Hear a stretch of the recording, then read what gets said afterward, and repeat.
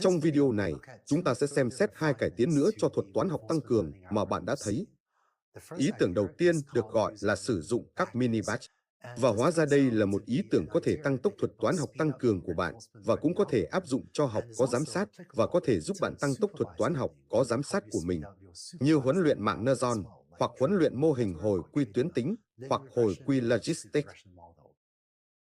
Ý tưởng thứ hai mà chúng ta sẽ xem xét là cập nhật mềm, hóa ra sẽ giúp thuật toán học tăng cường của bạn thực hiện tốt hơn để hội tụ đến một giải pháp tốt.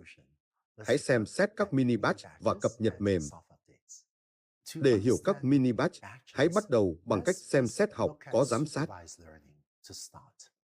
Đây là một tập dữ liệu về kích thước và giá nhà mà bạn đã thấy trong khóa học đầu tiên của chuyên ngành về sử dụng hồi quy tuyến tính để dự đoán giá nhà. Ở đó, chúng ta đã đưa ra hàm chi phí này cho các tham số W và B, đó là 1/2 m tổng của dự đoán trừ đi giá trị thực tế y bình phương.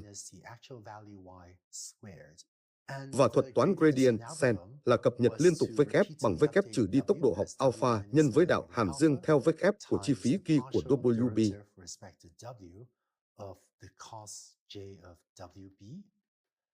Và tương tự để cập nhật B như sau.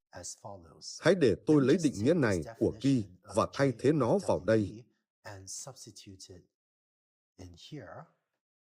Bây giờ khi chúng ta xem xét ví dụ này, khi bắt đầu nói về hồi quy tuyến tính và học có giám sát, kích thước tập huấn luyện M khá nhỏ. Tôi nghĩ rằng chúng ta có 47 ví dụ huấn luyện. Nhưng nếu bạn có một tập huấn luyện rất lớn, giả sử M bằng 100 triệu, không có. Nhiều quốc gia, bao gồm cả Hoa Kỳ, có hơn 100 triệu đơn vị nhà ở. Và vì vậy, một cuộc điều tra dân số quốc gia sẽ cung cấp cho bạn một tập dữ liệu có kích thước theo cấp độ này. Vấn đề với thuật toán này, khi tập dữ liệu của bạn lớn như vậy, là mỗi bước của gradient descent đòi hỏi phải tính trung bình này trên 100 triệu ví dụ.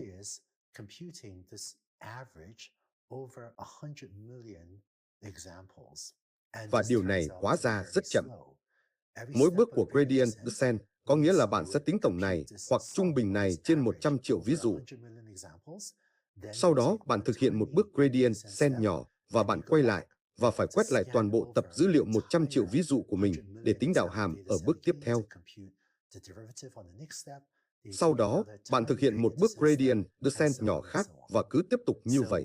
Vì vậy, khi kích thước tập huấn luyện rất lớn, thuật toán gradient descent này hóa ra khá chậm. Ý tưởng của gradient descent mini batch là không sử dụng tất cả 100 triệu ví dụ huấn luyện trên mỗi lần lặp qua vòng lặp này. Thay vào đó, chúng ta có thể chọn một số nhỏ hơn, hãy gọi nó là M phẩy, bằng giả sử 1000.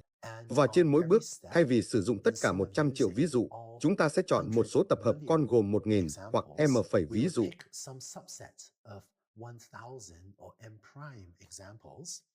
Và vì vậy, số hạng bên trong này trở thành 1/2 M phẩy tổng trên một số M phẩy ví dụ. Và vì vậy, bây giờ mỗi lần lặp qua gradient descent, chỉ cần xem xét 1000 ví dụ thay vì 100 triệu, và mỗi bước mất ít thời gian hơn và chỉ dẫn đến một thuật toán hiệu quả.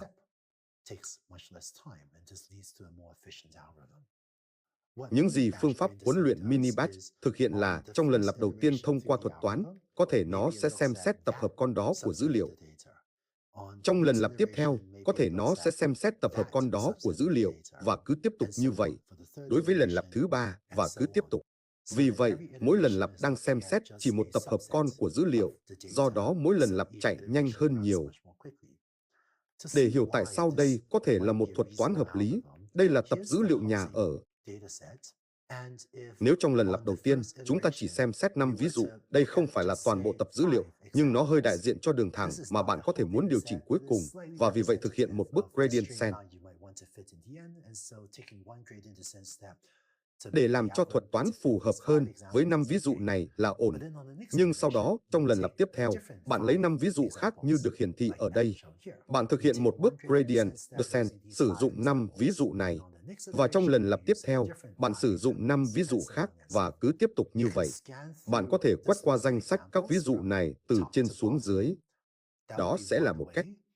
Một cách khác là nếu trên mỗi lần lặp, bạn chỉ chọn 5 ví dụ hoàn toàn khác nhau để sử dụng. Vì vậy, bạn có thể nhớ lại với Gradient Sandbatch. Nếu đây là các đường đồng mức của hàm chi phí ghi, thì Gradient Sandbatch sẽ nói bắt đầu ở đây và thực hiện một bước. Thực hiện một bước, thực hiện một bước, thực hiện một bước, thực hiện một bước. Vì vậy, mỗi bước của Gradient Descent làm cho các tham số tiến gần hơn đến cực tiểu toàn cục của hàm chi phí ở đây ở giữa. Ngược lại, Gradient Descent Mini-Batch hoặc một thuật toán học Mini-Batch sẽ là một cái gì đó như thế này. Nếu bạn bắt đầu ở đây, thì lần lặp đầu tiên chỉ sử dụng 5 ví dụ. Vì vậy, nó sẽ đi theo hướng đúng, nhưng có thể không phải là hướng Gradient Descent tốt nhất. Sau đó, lần lặp tiếp theo, chúng có thể làm điều đó, lần lặp tiếp theo, điều đó, và điều đó, điều đó, và đôi khi chỉ là do ngẫu nhiên. 5 ví dụ bạn đã chọn có thể là một lựa chọn không may mắn và thậm chí đi sai hướng, ra xa cực tiểu toàn cục. Và cứ tiếp tục như vậy. Nhưng trung bình, Gradient Descent Mini-Batch sẽ có xu hướng tiến tới cực tiểu toàn cục, không đáng tin cậy và hơi ồn ào, nhưng mỗi lần lặp ít tốn kém hơn về mặt tính toán. Và vì vậy, học Mini-Batch hoặc Gradient Descent Mini-Batch hóa ra là một thuật toán nhanh hơn nhiều khi bạn có một tập huấn luyện rất lớn. Vì vậy, trên thực tế, đối với học có giám sát, khi bạn có một tập huấn luyện rất lớn, học Mini-Batch hoặc Gradient Descent Mini-Batch hoặc một phiên bản Mini-Batch với các thuật toán tối ưu hóa khác như Adam được sử dụng phổ biến hơn so với Gradient Descent Batch. Quay trở lại thuật toán học tăng cường của chúng ta, đây là thuật toán mà chúng ta đã thấy trước đây. Vì vậy, phiên bản Mini-Batch của điều này sẽ là, ngay cả khi bạn đã lưu trữ 10.000 bộ dữ liệu gần đây nhất trong bộ đệm phát lại, những gì bạn có thể chọn làm là không sử dụng tất cả 10.000 mỗi khi bạn huấn luyện một mô hình.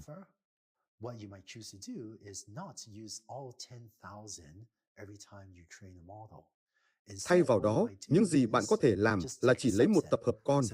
Vì vậy, bạn có thể chỉ chọn 1.000 ví dụ về các bộ dữ liệu SALS này, như các bộ dữ liệu gốc và sử dụng nó để tạo ra chỉ 1.000 ví dụ huấn luyện để huấn luyện mạng neuron.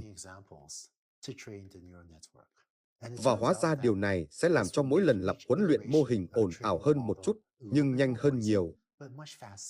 Và điều này nói chung sẽ có xu hướng tăng tốc thuật toán học tăng cường này. Đó là cách mini-batching có thể tăng tốc cả thuật toán học có giám sát như hồi quy tuyến tính, cũng như thuật toán học tăng cường này, nơi bạn có thể sử dụng kích thước mini-batch, giả sử 1.000 ví dụ, ngay cả khi bạn đã lưu trữ 10.000 bộ dữ liệu này trong bộ đệm phát lại của bạn. Cuối cùng, có một cải tiến khác cho thuật toán có thể làm cho nó hội tụ đáng tin cậy hơn. Đó là tôi đã viết ra bước này ở đây là đặt Q bằng Q mới. Nhưng hóa ra điều này có thể tạo ra một sự thay đổi rất đột ngột cho Q. Nếu bạn huấn luyện một mạng neuron mới Q mới, có thể chỉ là do ngẫu nhiên không phải là một mạng neuron tốt. Có thể nó thậm chí còn tệ hơn một chút so với cái cũ. Sau đó, bạn chỉ ghi đè hàm Q của mình. Với một mạng neuron có khả năng tệ hơn, ồn ào. Vì vậy, phương pháp cập nhật mềm giúp ngăn Q mới chỉ qua một bước không may mắn trở nên tồi tệ hơn. Cụ thể, mạng neuron Q sẽ có một số tham số V kép và B, tất cả các tham số cho tất cả các lớp của mạng neuron. Và khi bạn huấn luyện mạng neuron mới, bạn nhận được một số tham số V kép mới và B mới. Vì vậy, trong thuật toán ban đầu như được mô tả trên slide đó, bạn sẽ đặt V kép bằng V kép mới và B bằng B mới, phải không? Đó là ý nghĩa của việc đặt Q bằng Q mới. Với cập nhật mềm, thay vào đó, chúng ta đặt V kép bằng 0,01 nhân với V kép mới cộng với 0,99 nhân với V kép. Nói cách khác, chúng ta sẽ làm cho V kép bằng 99% phiên bản cũ của V kép cộng với 1% phiên bản mới V kép mới. Vì vậy, điều này được gọi là cập nhật mềm, vì bất cứ khi nào chúng ta huấn luyện một mạng neuron mới V kép mới, chúng ta sẽ chỉ chấp nhận một chút giá trị mới. Và tương tự, B bằng 0,01 nhân với B mới cộng với 0,99 nhân với B. Những con số 0,01 và 0,99 này, đây là các siêu tham số mà bạn có thể đặt, nhưng nó kiểm soát mức độ tích cực bạn di chuyển WF về phía WF mới, và hai số này dự kiến sẽ cộng lại thành 1. Một trường hợp cực đoan sẽ là nếu bạn đặt WF bằng 1 nhân với WF mới cộng với 0 nhân với WF. Trong trường hợp đó, bạn quay lại thuật toán ban đầu ở đây, nơi bạn chỉ sao chép WF mới vào WF. Nhưng cập nhật mềm cho phép bạn thực hiện một thay đổi dần dần hơn đối với quy hoặc đối với các tham số mạng mới WF, và B ảnh hưởng đến dự đoán hiện tại của bạn cho hàm Q của SA. Và hóa ra, việc sử dụng phương pháp cập nhật mềm khiến thuật toán học tăng cường hội tụ đáng tin cậy hơn. Nó làm cho thuật toán học tăng cường ít có khả năng dao động hoặc phân kỳ hoặc có các đặc tính không mong muốn khác. Và vì vậy, với hai cải tiến cuối cùng này cho thuật toán mini batching mà thực sự áp dụng rất tốt cho học có giám sát, không chỉ học tăng cường, cũng như ý tưởng về cập nhật mềm, bạn sẽ có thể làm cho thuật toán học của mình hoạt động thực sự tốt trên tàu đổ bộ mặt trăng. Thực sự là một ứng dụng khá phức tạp, khá thách thức. Và vì vậy bạn có thể làm cho nó hoạt động và hạ cánh an toàn trên mặt trăng. Tôi nghĩ rằng điều đó thực sự rất tuyệt. Và tôi hy vọng bạn thích chơi với phòng thí nghiệm thực hành. Bây giờ, chúng ta đã nói rất nhiều về học tăng cường. Trước khi kết thúc, tôi muốn chia sẻ với bạn những suy nghĩ của tôi về trạng thái của học tăng cường để khi bạn ra ngoài và xây dựng các ứng dụng sử dụng các kỹ thuật học máy khác nhau.